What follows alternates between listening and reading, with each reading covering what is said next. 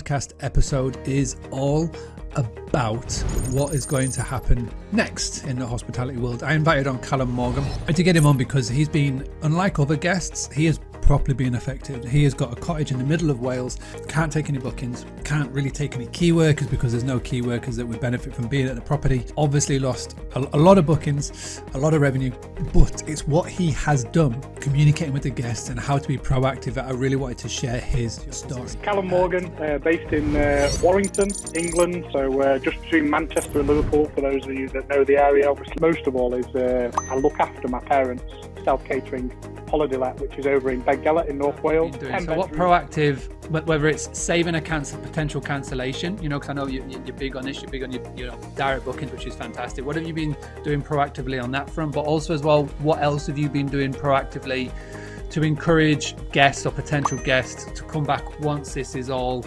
over? We were pretty booked up. We tend to book up all school holidays, so our house sleeps up to 22 people, so big focus on family groups. So school holidays are obviously a big priority, and also weekends with big groups. If it's your 50th birthday in February, you want to come in February. So we are seasonal like most businesses, but we do book up all year round. We're open. We were pretty booked up till about November for every weekend and most school holidays.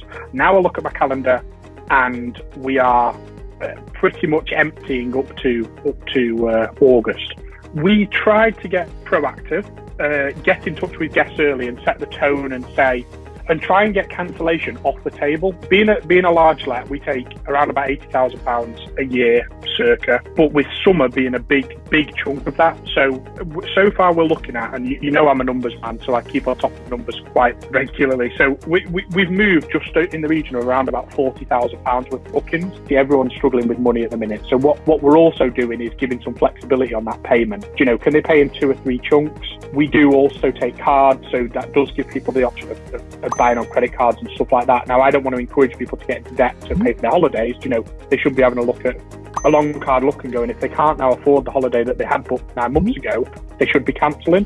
So we are having some difficult conversations around that at the minute, but the key is being proactive. So I'm now talking to July and August guests. I'm telling them what we're doing for the guests that we're doing at the moment. So what we are doing is going to guests, you can move your dates free of charge to any time in the future. With every podcast interview, we like to finish on the quickfire questions. This is the quarantine quickfire questions because we are obviously in the lockdown. So I've got 1, 2, 3, 4, 5, 6 quickfire questions. Are you ready? Next one. If you've had a movie or you've had a TV series that's been on your to watch list for some time, what has that been? What would you recommend? What should everybody be checking out on the Netflix? So we've just, me and my girlfriend have just binge watched Money Heist. One tip that you would give to any host that is watching right now to help them increase their direct bookings, what would it be?